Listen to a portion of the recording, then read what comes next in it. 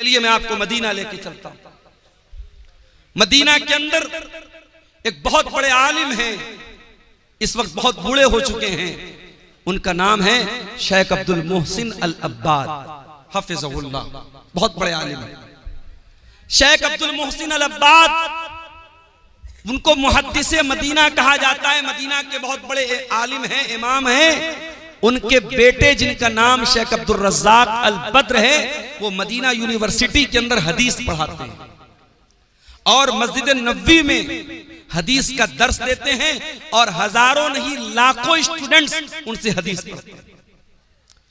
शेख अब्दुल रज़्ज़ाक अल बद्र बहुत बड़े आलिम हैं, बहुत बड़े स्कॉलर हैं और उनकी शोहरत इतनी है कि एक मर्तबा वो मलेशिया गए और वहां एक मस्जिद में उनका दर्स था, तो सिर्फ उनके उस दर्स में 1 लाख के करीब तलबा और स्टूडेंट शामिल हुए थे। इतनी बड़ी वो सेलिब्रिटी और इतनी बड़ी शख्सियत है शेख अब्दुल रज़्ज़ाक अल बद्र।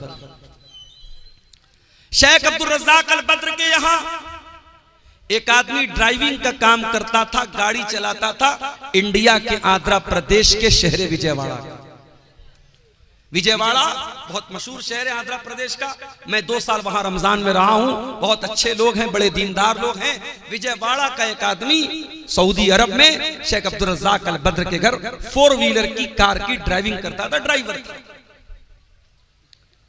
अब जाहिर है ड्राइवर की हैसियत क्या होती है भाई? ड्राइवर एक मुलाजिम होता है, नौकर होता है, उसको तनख्वाह देते हैं, हमारे यहां काम करता है। वो ड्राइवर बीमार पड़ गया। 20 साल तक उसने सर्विस की, फिर बीमार रहने लगा।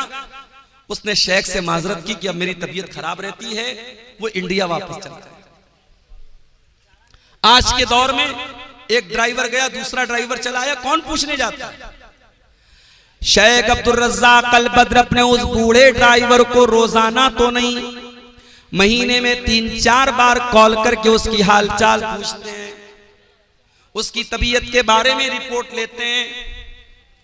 फिर ऐसा मालूम होता है, ऐसा पता चलता है कि वो ड्राइवर ब्रेन हेमरेज का शिकार हो जाता है। उसको ब्रेन हेमरेज हो जाता है, वो कोमा में चला जाता है, हॉस्पिटल के आईसीयू के अंदर वो एडमिट हो जाता है। शेख अब्दुल रज़्ज़ाक अल बद्र को मालूम होता है कि मेरे घर पे 20 साल ड्राइविंग करने वाला ड्राइवर ब्रेन हेमरेज का शिकार हो चुका है और विजयवाड़ा के हॉस्पिटल में एडमिट हुआ है। गौर से सुनना मेरे प्यारे भाइयों, तकरीरें तो आपने बहुत सुनी होंगी, लेकिन तकरीरों में जो बातें बयान की जाती हैं, कभी कभी हमको लगता है कि वो बातें स्टेज पर तो बयान करने के लायक है, लेकिन प्रैक्टिकल उनके ऊपर अमल नहीं हो सकता। लेकिन ये सच्चा वाकया जो मैं बताने जा रहा हूं, ये सच्चा वाकया आपको सबूत दे रहा है कि तकरीर के अंदर जो बातें बयान की जाती हैं, उन बातों पर अगर इंसान अमल करना चाहे तो आज के इस नाजुक दौर में भी अमल कर सकता है। 20 साल तक ड्राइविंग करने वाला वो ड्राइवर ब्रेन हेमरेज का शिकार है, हॉस्पिटल में एडमिट है। शेख अब्दुल रज़्ज़ाक अल बद्र उसके बेटे से कांटेक्ट में, बेटे से बातचीत होती है। एक दिन बेटे के पास फोन आता है कि आपके अब्बा की अयादत करने के लिए, उनकी हाल चाल के लिए, उनको देखने के लिए सऊदी अरब से शेख अब्दुल रज़्ज़ाक अल बद्र की तरफ से कोई आने वाला है। बेटा सोचता है इतनी बड़ी हस्ती हैं, पैसे वाले भी हैं और बहुत बड़े आलिम भी हैं, हो सकता है अपने किसी नौकर चाकर को भेज दे मेरे अब्बा की हाल चाल लेने के लिए। वो दिन तय हो जाता है, टाइम तय हो जाता है और उस ड्राइवर का बेटा अपने इलाके के एयरपोर्ट पर जब पहुंचता है, क्या देखता है? उस एयरपोर्ट पर पहुंचने के बाद वो क्या देखता है कि शेख अब्दुल रज़्ज़ाक अल बद्र खुद फ्लाइट से तशरीफ लाए हुए हैं। अपने बूढ़े ड्राइवर, अपने बीमार ड्राइवर की अयादत करने के लिए, उसकी हाल चाल लेने के लिए, उसकी खबरगिरी करने के लिए सऊदी अरब से विजयवाड़ा तक का, आंध्र प्रदेश तक का लंबा सफर बगैर किसी अपॉइंटमेंट के और बगैर किसी को बताए हुए शेख अब्दुल रज़्ज़ाक अल बद्र तय करते हैं। मेरे भाइयों, हमारा हाल तो ये, हम कटिहार से पटना भी अगर जाते तो कोई ना कोई मकसद होता है। कोई ना कोई कारोबारी मामला होता है, किसी से पैसे का लेन देन होता है, कोई ना कोई दुनियावी मफाद होता है। मेरे प्यारे साथियों, जिस दौर में इंसान किसी को बेमतलब सलाम भी नहीं करता है, ऐसे दौर में क्या ऐसा भी अखलाक मिल सकता है? मेरे प्यारे भाइयों, सऊदी अरब की सरजमीन से शेख अब्दुल रज़्ज़ाक अल बद्र फ्लाइट के जरिए आते हैं। हालांकि अगर वो एक कॉल कर दें, एक मैसेज कर दें, उनके लाखों स्टूडेंट हैं हिंदुस्तान की सरजमीन पर, जो बच्चे मदीना में जाके पढ़ते हैं वो शेख अब्दुल रज़्ज़ाक अल बद्र से भी पढ़ते हैं। जितने मदनी आलिम आपको मिलेंगे, जो बाद में जो मदनी आलिम हुए वो सब उनके शागिर्द आपको मिलेंगे। जितने भी मदनी आलिम हैं सब मदीना में पढ़े, उनके शागिर्द हैं। एक मैसेज कर दें, तलबा की और स्टूडेंट की भीड़ लग जाएगी। मगर शेख अब्दुल रज़्ज़ाक अल बद्र ने किसी को नहीं बताया, बगैर किसी अपॉइंटमेंट के अचानक आए, ड्राइवर के बेटे के साथ कार में बैठ के हॉस्पिटल आए। अपने उस बूढ़े मुलाजिम की देर तक बैठ करके उसको दुआओं से नवाजा, उसकी पैसे से भी मदद की और उनके घर वालों को तसल्ली दी और फिर वापस चले गए। मेरे प्यारे साथियों, ये इस दौर के एक आलिम, एक कुरान और सुन्नत पर बयान करने वाले और कुरान और सुन्नत पर अमल करने वाले एक आलिम का सच्चा वाकया हमें ये बताता है। मेरे भाइयों के दिल में अगर अल्लाह का डर हो, दिल में अल्लाह का खौफ हो, तो कुरान और सुन्नत की बातें सिर्फ स्टेज पर बयान नहीं होती हैं, उनके ऊपर अमल भी किया जा सकता है। और आज के दौर में अमल करने वाले भी मौजूद हैं। हमारा मामला क्या है? मुझसे कभी कभी लोग सवाल करते हैं, मैं मुंबई गया, लोग मुझसे पूछने लगे, मौलाना साहब लगता है आपका प्रोग्राम कटिहार में बहुत होता है। अच्छा, कुछ तो चैनल वालों की मेहरबानी है, एक ही तकरीर को वो 10 चैनल वाले, अब तो ये माशाल्लाह गिनती करना चाहे तो हम लोग गिनती भी नहीं कर सकते कितने कैमरे लगे हैं। इसमें क्या क्या नाम है चैनल का ये भी नहीं मालूम। अब तो मैं डरता हूं भाई, कौन सी बात कब निकल जाए और ये चैनल वाले क्या उसको उन्वान दे दें। डॉक्टर जाकिर नायक साहब के बारे में मैंने बड़े अदब के दायरे में, बड़ी तहजीब के दायरे में, इसी सीमांचल में तकरीर में उनकी कुछ बातों से इख्तिलाफ किया। अब चैनल वाला क्या थंबनेल डाल रहा है, डॉक्टर जाकिर नायक हनफी हो गया, डॉक्टर जाकिर नायक अहले हदीस नहीं, उससे बचो। अब लोग मुझसे सवाल कर रहे हैं कि आपने डॉक्टर जाकिर नायक के खिलाफ क्या बोला है, क्या बोला है। मैंने कहा भैया जाके चैनल वालों से पूछो। तो हालात तो ये है, मैं बयान कुछ करता हूं, उस पर रिपोर्ट कुछ लगा देते हैं। तो लोग मुझसे सवाल करते हैं मुंबई वगैरह में कि मौलाना लगता है आपका प्रोग्राम उधर जो है कटिहार साइड में, सीमांचल साइड में बहुत होता है। और हकीकत में अगर आप देखें, सिर्फ मेरी बात नहीं है, जो भी हमारे जमात के बड़े बड़े मुकर्रिरीन हैं, जैसे मौलाना जरजीज साहब हो गए, और इसी तरीके से और भी जो भी इस वक्त जो मुकर्रिरीन जिनको हम जानते हैं, जो चल रहे हैं या जिनको सोशल मीडिया पे सुना जा रहा है, उसमें से बहुत सारे लोग आपके सीमांचल में आते हैं। सीमांचल में जलसे इतने हो रहे हैं, तकरीरें इतनी सुनी जा रही हैं, मगर असर क्यों नहीं हो रहा है? क्या बेपर्दगी में कोई कमी आ रही है? क्या शराब के नशे में कोई कमी आ रही है? क्या ज़िनाकारी और बदकारी में कोई कमी आ रही है? क्या शादी ब्याह में लेन देन में कोई कमी आ रही है? इसी बिहार की सरजमीन पर चंपारण के एक हमारे दोस्त हैं, साथी हैं, हमारे साथ पढ़ाने वाले टीचर हैं, उनकी बेटी के रिश्ते की बात आई।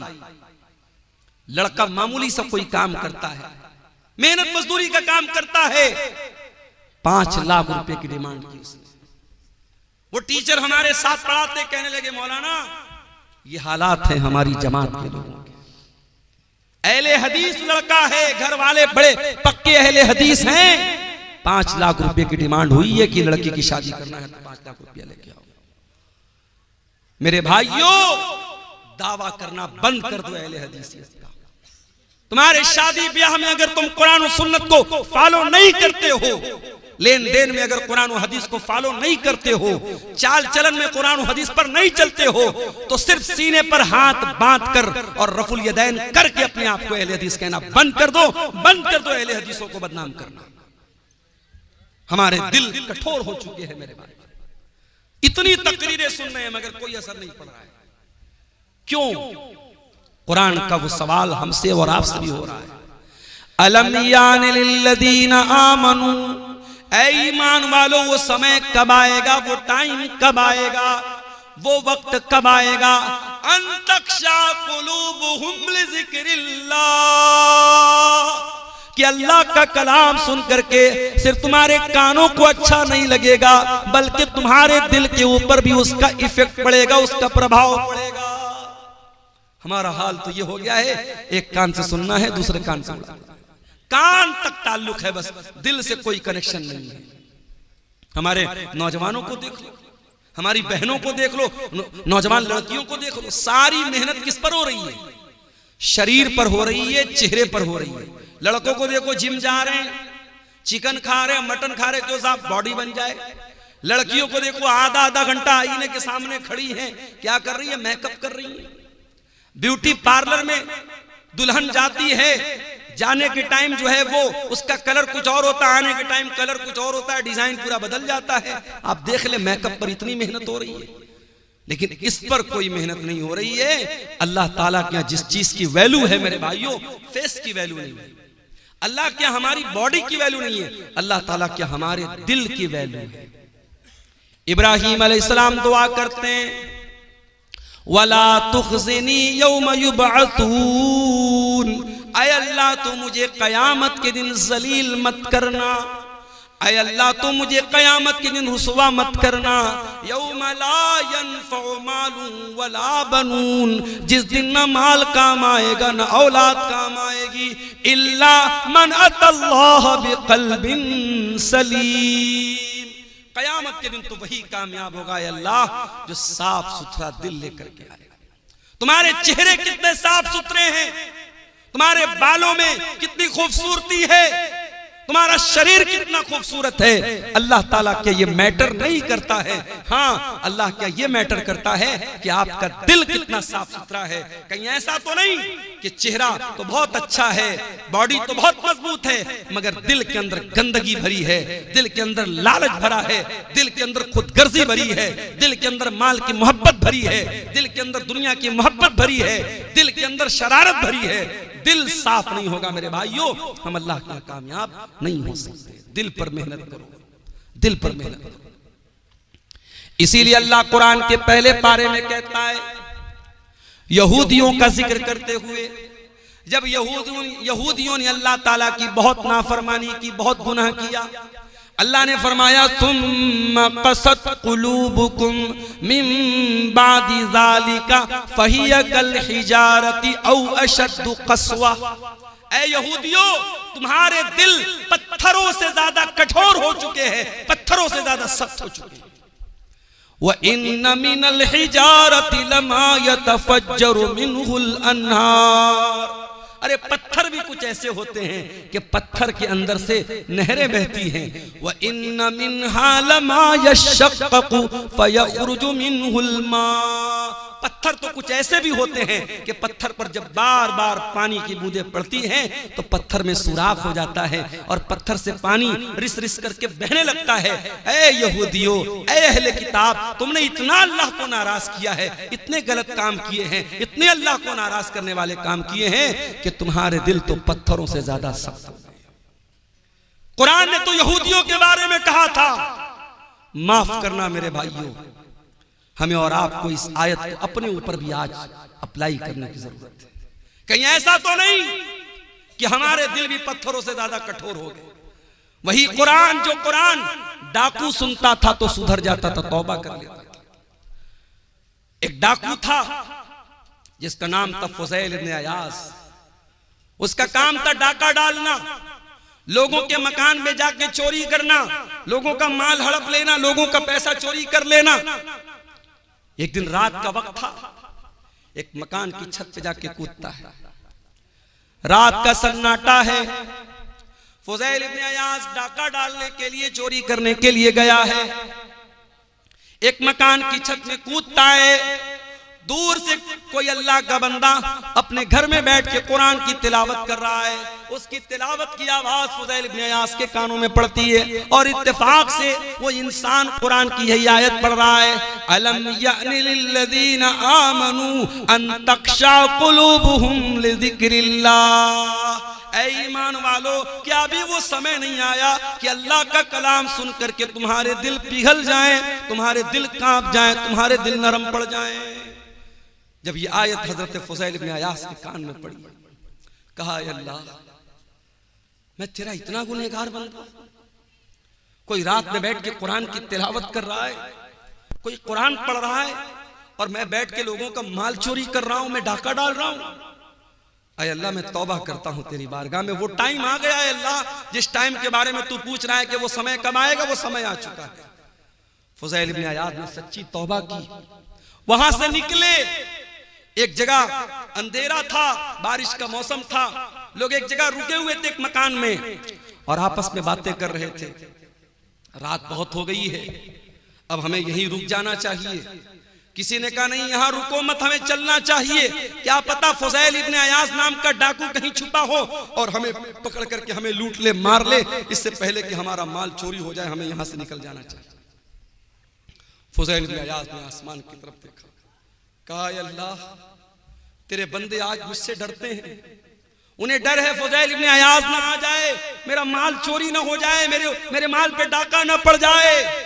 अय अल्लाह, आज तेरा बंदा तुझसे सच्ची तौबा करता है और तुझसे वादा करता है जब तक जिंदा रहेगा तेरे घर को नहीं छोड़ेगा, अपनी सारी जिंदगी तेरे घर के लिए कुर्बान कर देगा, तेरी मस्जिद के लिए कुर्बान कर देगा।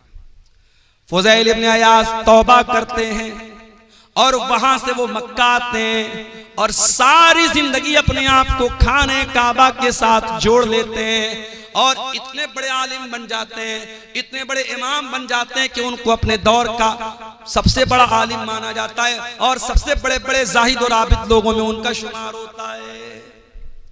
कुरान तो वही है मेरे भाई, कुरान वही है, कुरान की आयतें वही है। एक डाकू ने सुना और तौबा कर ली और हम और आप उस कुरान को सुनते हैं और हमारे दिल पर कोई असर क्यों नहीं होता? कुरान जवाब दे रहा है, सुम्मा क़सत क़ुलूबुकुम मिन बादि ज़ालिका, तुम्हारे दिल पत्थरों से भी ज्यादा कठोर हो चुके। इत्तेफाक से रमजान के लास्ट में उम्रा करने का मौका मिला अल्लाह के फजल करम से, उसकी तौफीक से। अब उम्रा करने भी जो लोग जाते हैं, अल्लाह माफ करे, अल्लाह रहम करे, उम्रा की बरकत भी धीरे धीरे खत्म हो रही है। वहां भी साहब तवाफ हो रहा है, साथ में सेल्फी ली जा रही है। अब बॉलीवुड की बड़ी बड़ी हीरोइनें साहब सारी जिंदगी वो नंगापन करती रही, नाचती रही, गाती रही। अब वो अपने गुनाहों को धोने के लिए क्या कर रही, उम्रा करने जा रही है। उम्रा करने गई, अब वहां क्या है साहब, फोटो शूट हो रहा है। मदीना के अंदर पहुंची तो जो बड़ी बड़ी छतरी लगी है मस्जिद नबवी के अंदर, उसके नीचे, मैं एक बॉलीवुड की हीरोइन नाम नहीं लूंगा वरना चैनल वाले भी फटफट से थंबनेल डाल देंगे, वो बेचारी जाके वहां फोटो शूट कर रही है और आकर के फिर अपना फिल्में बनाने लगी। फिर वो सारे काम जो फिल्मी दुनिया के हो रहे थे वो होने लगे। अब धीरे धीरे उम्रा और हज की रूहानियत भी मेरे भाइयों खत्म हो रही है। पहले वो दौर था, लोग जब उम्रा करने जाते थे, हज करने जाते थे, जब वापस लौटते थे तो दिल की दुनिया बदल जाती थी, दिल की दुनिया बदल जाती थी, एक चेंजिंग आ जाती थी, एक परिवर्तन आ जाता था। आज कोई परिवर्तन नहीं आ रहा है। आज पैसा वाला है, चलो भाई चलो, जैसे लोग पिकनिक मनाने जाते हैं, कोई मुंबई जाता है, कोई कोलकाता जाता है, कोई दिल्ली जाता है, चलो हम उम्रा करके चले आए। अब उम्रा को भी लोगों ने पिकनिक बना दिया है। सच्चे दिल से कोई उम्रा करे, अगर कोई अपने हलाल कमाई से और सच्चे दिल से कोई हज और उम्रा करे, अल्लाह के नबी ने फरमाया कि लगातार हज और उम्रा करने से इंसान के गुनाह मिट जाते हैं और इंसान की गुर्बत और फक्र फाका खत्म होता है, इंसान के माल में बरकत होती है। मगर अफसोस हमारे दिल इतने कठोर हो चुके हैं कि आज हम और आप उम्रा करने और हज करने जा रहे हैं तो वहां भी हम दुनियादारी कर रहे हैं। मेरे प्यारे साथियों, ये दिल के कठोर होने की अलामत है। हरम के अंदर आज भी जब कुरान पढ़ा जाता है, अल्लाह की कसम खा करके कहता हूं, आप बिहार के सीमांचल के रहने वाले, आपको अरबी जबान तो नहीं आती होगी आमतौर से, आप अरबी जबान का मतलब नहीं जानते होंगे, मगर इमाम जब हरम के अंदर कुरान पढ़ता है ऐसा लगता है कि कुरान हमारे दिलों को चीर रहा है। जब अजाब की आयतें आने लगती हैं, जब जहन्नम की आयतें आने लगती हैं और हरम का इमाम उस आयत के ऊपर रोने लगता है, मैं देखता हूँ मुसल्लियान भी रोने लगते हैं, मैं देखता हूँ उसमें अफ्रीका का काला भी रो रहा है, उसमें यूरोप का गोरा भी रो रहा है, उसमें बांग्लादेश का बंगाली भी रो रहा है, उसमें इंडिया का इंडियन भी रो रहा है। जिनकी जबान अरबी नहीं है, जिनको अरबी जबान नहीं नहीं आती है, जो अरबी जबान को नहीं समझते, मगर कुरान की ऐसी कैफियत है मेरे भाइयों, कुरान का ऐसा असर है कि कुरान डायरेक्ट दिल पर असर करता है। इसलिए मैं अक्सर अपने नौजवानों से कहता हूं कि क्या म्यूजिक के चक्कर में पड़े हो, कार चला रहे हो म्यूजिक बजा रहे हो। अभी मेरा एक प्रोग्राम था दरभंगा में, अब ड्राइवर बेचारा गैर मुस्लिम था, रात का टाइम था, मुझे जल्दी निकलना भी था, सुबह क्लास भी करनी थी। ड्राइवर ने कहा मौलाना साहब अगर इजाजत हो तो गाना बजा लो। मैंने कहा भाई तो बड़ा गड़बड़ मामला है यार, अब तो मुझसे गाना बजाने की इजाजत मांग रहे हो। मैंने कहा देखिए रात का समय है, आपको भी नींद लग रही, तकरीर करके आप थके हारे हैं, और मैं अगर कुछ बजाऊंगा नहीं तो मुझे भी नींद आने लगेगी, फिर एक्सीडेंट हो सकता है। मैंने कहा अच्छा चलो ठीक है, तुम गाना बजाना चाहते हो बजा लो, हल्की आवाज में बजाओ, मैं पीछे लेट जाता हूं, सो जाता हूं। तो ये गैर मुस्लिम कर रहा है, चलो भाई उसका कोई इस्लाम से ताल्लुक नहीं है, मगर मुसलमान ड्राइवरों को मैं देखता हूं, मुसलमान लड़कों को देखता हूं, उनके कार का जो साउंड सिस्टम होता है उसमें अगर कभी कभी ऐसा भी होता है ना, मेरे सामने तो गाना नहीं बजाते, कभी कभी गलती से बजने जल्दी से बंद कर देते। तो गाना बजा रहा है आज हमारा नौजवान, ये नहीं सोचता है अगर कार चलाते हुए अल्लाह ना करे एक्सीडेंट हो गया, मौत आ गई, उसी हाल में हम मर गए, तो कयामत के दिन जब हम उठेंगे तो उस दिन भी गाना सुनते हुए और गाना बजाते हुए उठेंगे। ये कितनी बदनसीबी की मौत होगी, कितने अफसोस की मौत होगी। कानों में ईयरफोन ठूस के और कानों में एयरपोर्ट ठूस करके वो गाना सुन रहा है, अल्लाह ना करे उसी हाल में अगर रूह निकल गई और दिल की धड़कन बंद होगी तो क्या हाल होगा तेरा। इसलिए कि अल्लाह के नबी फरमाते हैं इन्नल अब्द युबासु अला मा माता अलैहि, बंदा जिस हाल में मरेगा उसी हाल में कयामत के दिन उठाया जाएगा। जो कुरान पढ़ते हुए मरेगा वो कुरान पढ़ते हुए उठाया जाएगा, जो गाना सुनते हुए मरेगा वो गाना सुनते हुए उठाया जाएगा, जो गंदी वीडियो देखते हुए मरेगा वो गंदी वीडियो देखते हुए उठेगा, जो ज़िना करते हुए मरेगा वो ज़िना करते हुए उठेगा, जो शराब पीते हुए मरेगा वो शराब पीते हुए उठेगा, जो हलाल काम करते हुए मरेगा वो हलाल काम करते हुए उठेगा।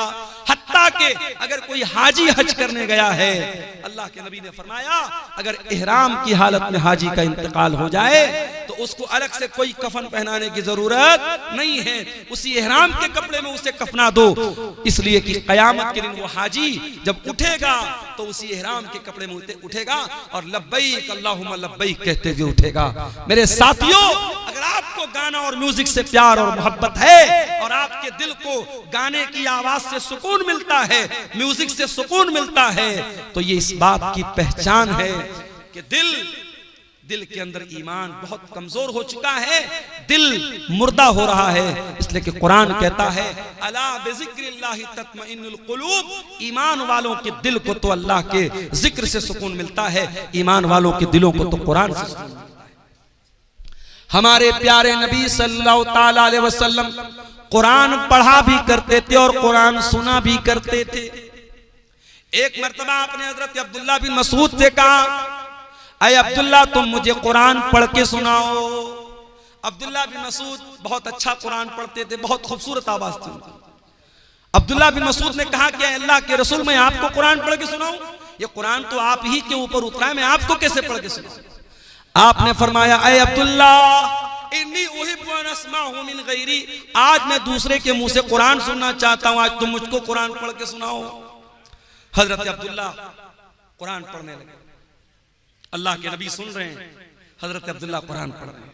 अल्लाहु अकबर, अल्लाह के नबी बैठ करके कुरान सुन रहे हैं। मेरे नौजवानों जरा दिल पे हाथ रख के बताओ आखिरी बार तुमने अपने मोबाइल में कुरान कब सुना था? चलो आओ इसी बात पर चेक किया जाए, तुम्हारे यूट्यूब की हिस्ट्री चेक की जाए, तुम्हारे ब्राउजर की हिस्ट्री चेक की जाए, तुमने लास्ट टाइम कुरान को कब प्ले किया था, तुम्हारे मोबाइल में कुरान कब तुमने सुना था, कुरान को कब चलाया था। चेक किया जाए तो शर्मिंदगी उठानी पड़ जाएगी, शर्मिंदा होना पड़ जाएगा। मोबाइल आप लॉक करके वापस रख दे, नहीं मौलवी साहब रहने दीजिए। ये हालात है हमारे। हमारा नौजवान आज कुरान को न पढ़ता है न सुनता है। तुम्हारे नबी का हाल ये है, नबी कुरान सुन रहे हैं, हजरत अब्दुल्ला कुरान पढ़ रहे हैं। अब्दुल्ला बिन मसूद कहते हैं मैं कुरान पढ़ने लगा, अल्लाह के प्यारे नबी गौर से कुरान को सुनने लगे। मैं सूरह निसा की तिलावत कर रहा था, मैं पढ़ते पढ़ते जब सूरह निसा की आयत नंबर 31 के ऊपर पहुंचा, फ़कैफ़ इज़ा जीना मिन कुल्लि उम्मतिन बिशहीद व जीना बिका अला हाउलाई शहीदा।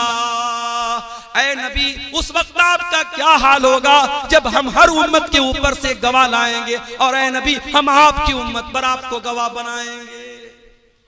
जब इस आयत पर मैं पहुंचा, अल्लाह के नबी ने कहा, हस्बुकलान, ऐ अब्दुल्ला अब रुक जाओ, अब बस कर दो, अब रुक जाओ, स्टॉप कर दो। हजरत अब्दुल्ला बिन मसूद कहते हैं, मैंने नजरों को उठा करके देखा कि अल्लाह के नबी मुझको क्यों रोक रहे हैं, क्यों मना कर रहे हैं। फैजा ऐनाहु तजरीफान, मैंने क्या देखा कि अल्लाह के नबी की आंखों से आंसू बह रहे हैं, अल्लाह के नबी रो रहे हैं, अल्लाह के नबी की आंखों से आंसू बह रहे हैं। वो जिम्मेदारी का जो एहसास आपको हुआ, जो जिम्मेदारी कयामत की दिन आपके कंधों पर डाली जाएगी, उस जिम्मेदारी को याद करके अल्लाह के नबी रो रहे हैं। नबी तो रोए अपनी जिम्मेदारी को याद करके, और हम और आप बस इसी पर फख्र करें कि साहब हम तो अहले हदीस हैं, जन्नत हमारे बाप की है, जन्नत का सर्टिफिकेट हम लेके बैठे हैं। हम और आप कभी हमें कुरान पढ़ करके और सुन करके हमें रोने की नौबत हमें नहीं आती। मेरे भाइयों, ये आंखें खुश्क है मौला, इन्हें रोना नहीं आता। ये आंखें खुश्क है मौला, इन्हें रोना नहीं आता। कभी गौर करो मेरे भाइयों, आखिरी बार आपकी आंखों से आंसू अल्लाह के खौफ से कब निकले थे?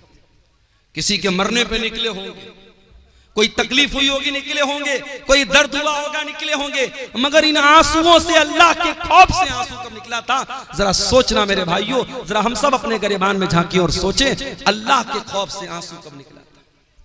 अल्लाह के नबी फरमाते हैं, लैसा शैउन अहब्बु इलल्लाहि मिन क़त्रतैन, अल्लाह ताला को दो कतरे बहुत पसंद हैं, दो कतरे अल्लाह ताला को बहुत पसंद हैं। कतरतु दुमुइन मिन खशियतिल्लाह, एक आंसू का कतरा जो इंसान की आंखों से अल्लाह के खौफ से निकलता है, अल्लाह के डर से निकलता है, वो आंसू के कतरे अल्लाह ताला को बहुत पसंद हैं। व कतरतु दमिन तुहराक़ु फी सबीलिल्लाह, और दूसरा वो खून का कतरा जो अल्लाह की राह में बहाया जाता है, अल्लाह की राह में शहीद होने वाला, अल्लाह की राह में जिहाद करने वाला, अल्लाह की राह में लड़ने वाला, उसके खून के कतरे अल्लाह ताला को बहुत पसंद हैं। वो आंसू जो अल्लाह के खौफ से निकलते हैं मेरे भाई, वो आंसू अल्लाह को बहुत पसंद है।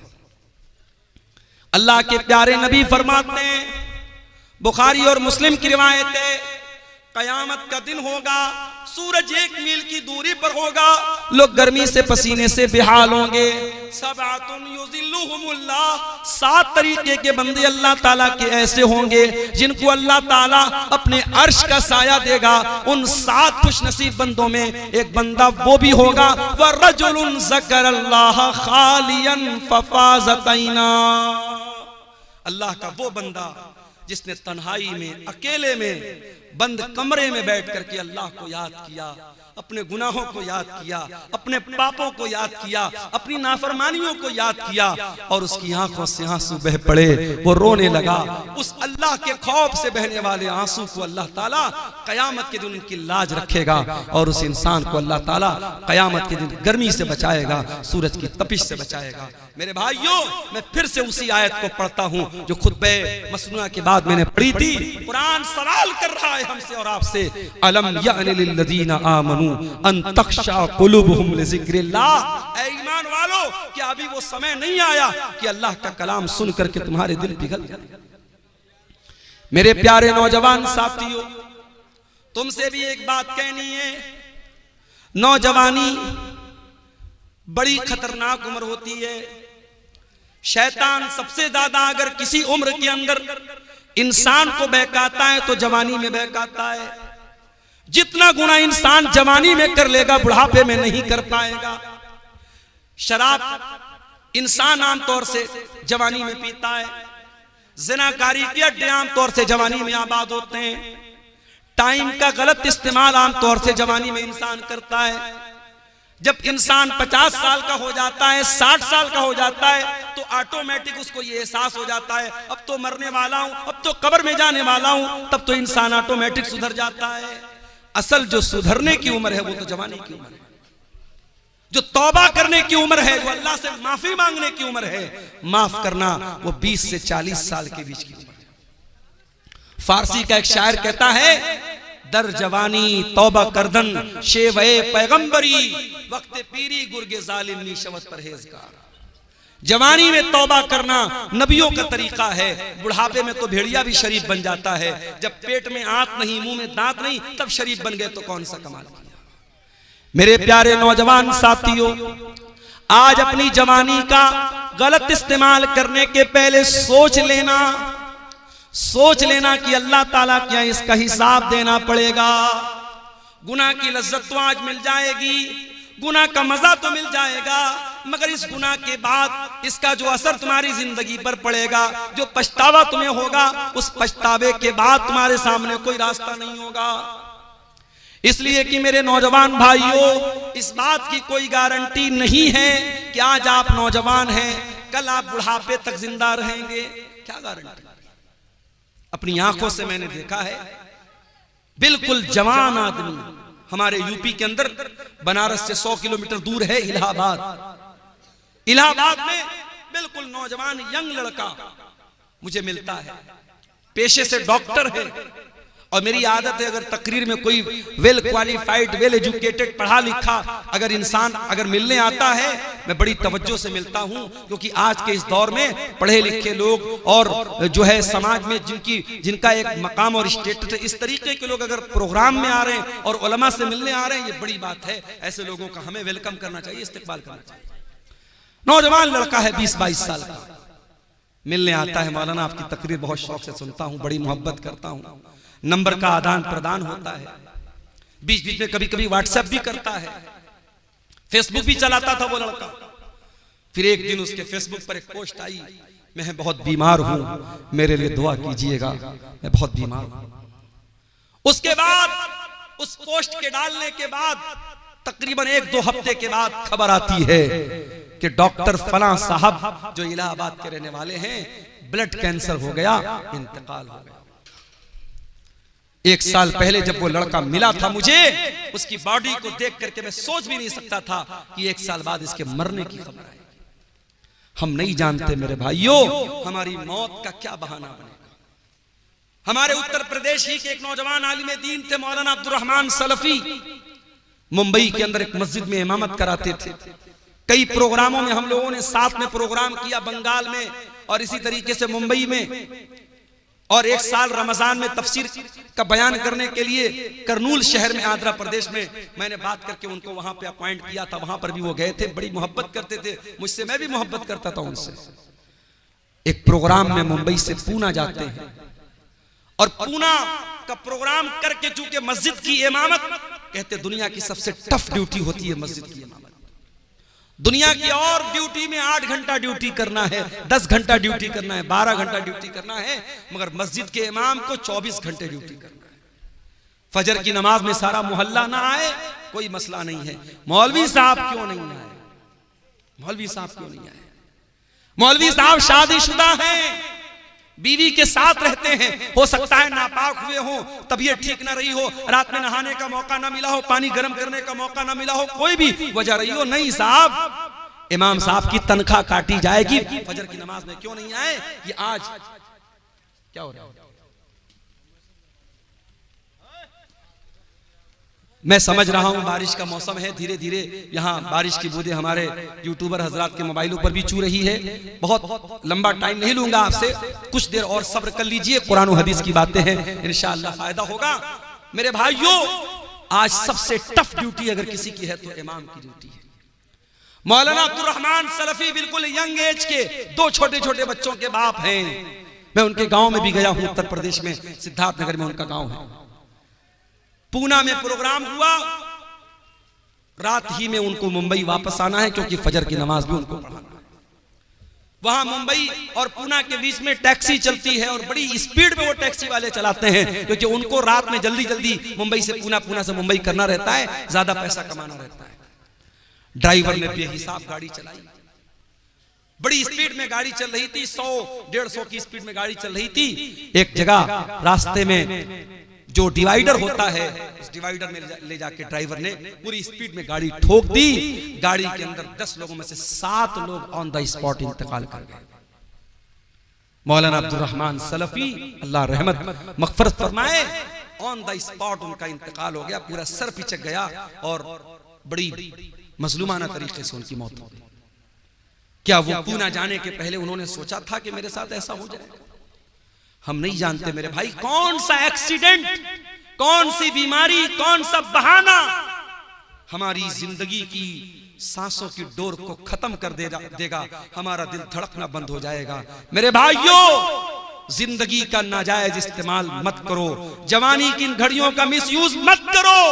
इस जवानी में गलत काम करके अगर अल्लाह के चले गए बगैर तौबा किए तो पछताना पड़ेगा मेरे भाई। अन्तकुल नफ्सुन या हसरता अला मा फर्रतु फी जंबिल्लाह। ऐ मेरे बंदो, अल्लाह से तौबा कर लो, माफी मांग लो, सुधर जाओ, इसके पहले के कयामत के दिन तुमको कहना पड़े कि हाय हमारी बर्बादी, काश मैंने ये लापरवाही न की होती। व इन कुन्तु लमिनस साखिरीन, काश मैंने अल्लाह के दीन का मजाक न उड़ाया होता, काश मैं भी दीन पर चलता, मैं अल्लाह के रास्ते पर चलता। मेरे भाइयों, कभी बर्फ बेचने वाले को आपने देखा होगा, बर्फ बेचने वाला जितना जल्दी पॉसिबल हो बर्फ बेच के निकल जाना चाहता है, क्योंकि जितनी तेजी से उसकी बर्फ पिघलेगी उसका पैसा बर्बाद हो जाएगा। एक आदमी मार्केट में बर्फ बेच रहा था, सुबह से दोपहर हो गई, थोड़ी सी उसकी बर्फ बिकी थी और बड़ी तेजी से दिन गुजर रहा है और बर्फ उसकी पिघलती चली जा रही है। एक आदमी ने देखा कि वो बर्फ बेचने वाला जब दोपहर हो गई और बर्फ नहीं बिक रही है तो वो चिल्लाने लगा और कहने लगा कि ऐ लोगों, इसके पहले कि मेरा कैपिटल खत्म हो जाए, मेरी पूंजी खत्म हो जाए, मेरा सरमाया खत्म हो जाए, मेरी बर्फ को खरीद लो, मेरा बर्फ खरीद लो, इससे पहले कि मैं लुट जाऊं, मैं बर्बाद हो जाऊं। वो आदमी कहता है, उस बर्फ बेचने वाले को जब मैंने देखा तब मुझे कुरान की इस आयत का मतलब समझ में आया, वल अस्र इन्नल इंसान लफी खुस्र, कसम है जमाने की, बेशक इंसान बहुत बड़े घाटे में है। जो इंसान अपने टाइम की कदर न करे, अपने समय की कदर न करे, अपनी जवानी की कदर न करे, अपने टाइम का सही इस्तेमाल न करे, उससे बड़ा खसारे में और उससे बड़ा नुकसान उठाने वाला मेरे भाइयों कोई नहीं है। आज हमारे नौजवान साथियों को इस पर भी गौर करने की जरूरत है कि आप अपनी जवानी को कहां गुजार।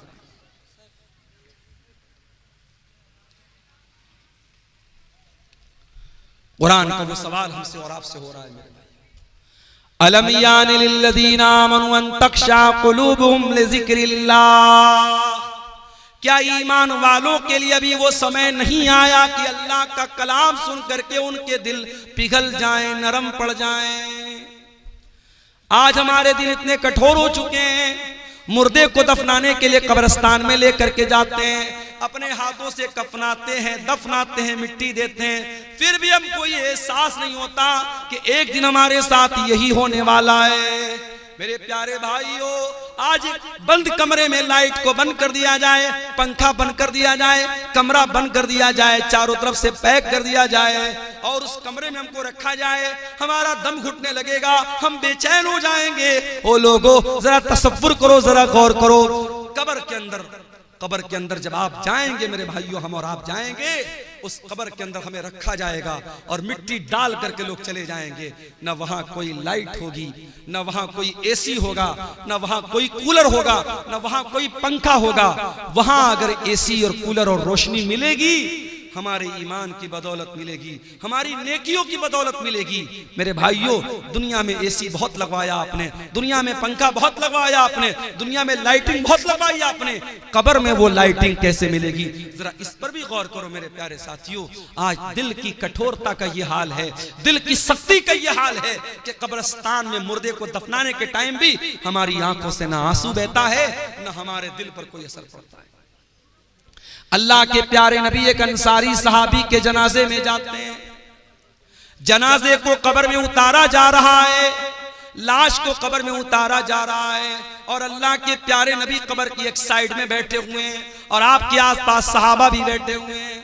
अचानक अल्लाह के नबी ने कब्र की तरफ देखा और कब्र में होने वाला जो अजाब है, कब्र में होने वाले जो हालात हैं, उनके बारे में सोच करके अल्लाह के नबी रोने लगे। इतना रोए, इतना रोए, हदीस के अल्फाज हत्ता बल्ल सरा, आपके आंसुओं से वो उस जगह की जमीन भीग गई, वहां की मिट्टी भीग गई, और आपने उस कब्र की तरफ इशारा करके फरमाया लिमिस्लि हाज़ा फ़अइदू या इख़वानी, ऐ मेरे सहाबा इस कब्र की तैयारी करो, यहाँ तुमको जाना है, इस कब्र में तुमको जाना है, यहाँ तुमको हिसाब देना है, तैयारी करना है तो इस कब्र की तैयारी करो।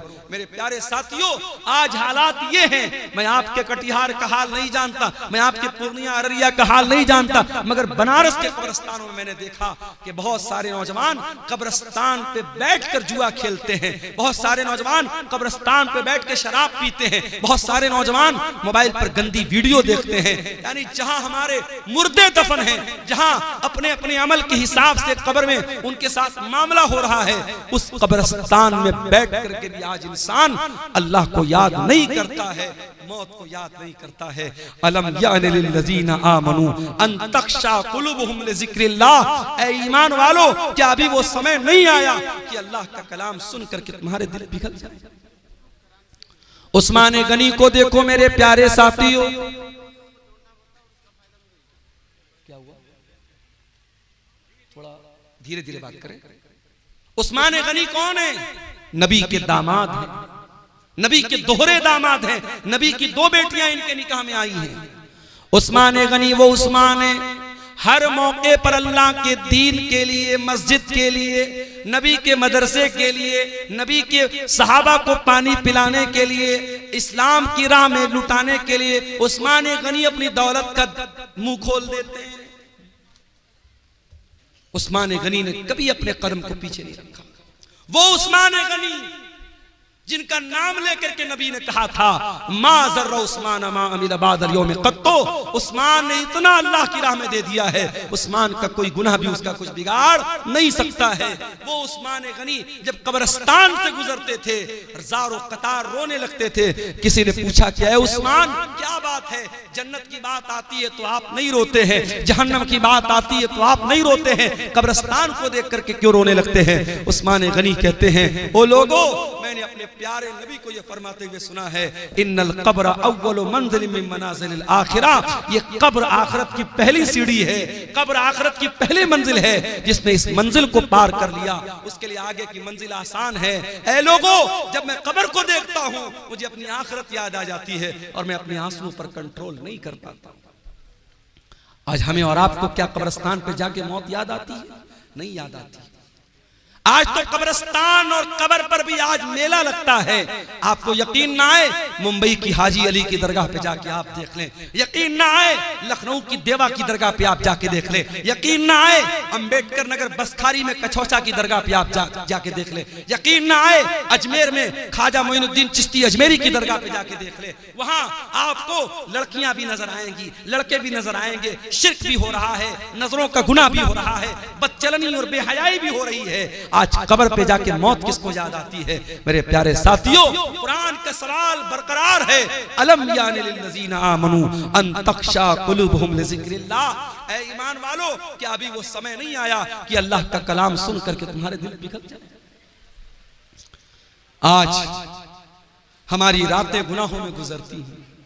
हमारे नबी रातों को रोया करते थे, तहज्जुद की नमाज में आप रोते थे, और एक दिन आप तहज्जुद की नमाज के लिए उठते हैं और फजर की अजान तक आप रोते रहते हैं। और जब हजरत बिलाल आकर के पूछते हैं ऐ अल्लाह के नबी आप इतना क्यों रोते हैं, तो अल्लाह के नबी कहते हैं कि ऐ बिलाल, आज की रात मेरे ऊपर कुरान की ऐसी आयत उतरी है कि इस आयत पर जो गौर करे और जो इस आयत को पढ़े और गौर न करे उसके लिए बर्बादी है। कौन सी आयत थी? सूरह आल इमरान की आयत थी, इन्न फी खल्क़िस समावाति वल अर्दि वख्तिलाफिल लैलि वन नहारी लआयातिल लिउलिल अलबाब, बेशक उन लोगों जमीन व आसमान की तख्लीक के अंदर और रात और दिन के आने जाने के अंदर गौर करने वालों के लिए, अक्लमंद लोगों के लिए निशानियां हैं। इन तमाम कायनात के अंदर जो गौर करता है वो अक्लमंद है, और उस अक्लमंद इंसान की पहचान क्या है? वो अल्लाह को याद करता है, वो उठते बैठते लेटते जागते अल्लाह को याद करता है। बारिश तेज हो रही है मेरे ख्याल से। ये एक साहब ने कुछ सवालात किए हैं, इनको देख लेते हैं। औलाद को जायदाद से महरूम करना कैसा है? गुनाह है, बहुत बड़ा गुनाह है। औलाद जितनी भी नाफरमान हो, औलाद को माँ बाप को यह अधिकार नहीं है कि उसको जायदाद से आग कर दे, महरूम कर दे। मैं इसी कटिहार के इलाके में बयान कर चुका हूं कि बहुत सारे ऐसे केस भी देखने को मिले हैं कि बाप की वजह से बेटे की आंख में आंसू है। बाप एक बेटे को अपनी सारी जमीन और जायदाद दे रहा है और दूसरे बेटे को महरूम कर रहा है। ये नाइंसाफी और ये अदल इंसाफ का गला घोटना, मेरे भाइयों, इसका हिसाब अल्लाह के हमको देना पड़ेगा। ये नाइंसाफी नहीं चलेगी। एक सवाल ये आया है, एविएटर में पैसा लगाना कैसा है? एविएटर हो, चाहे ड्रीम 11 हो, चाहे कोई भी ऐसा ऐप हो जिसमें हम पैसा लगा करके पैसा डबल भी कर सकते हैं, पूरा पैसा डुबा भी सकते हैं। पैसे को दांव पे लगाना ये जुआ है।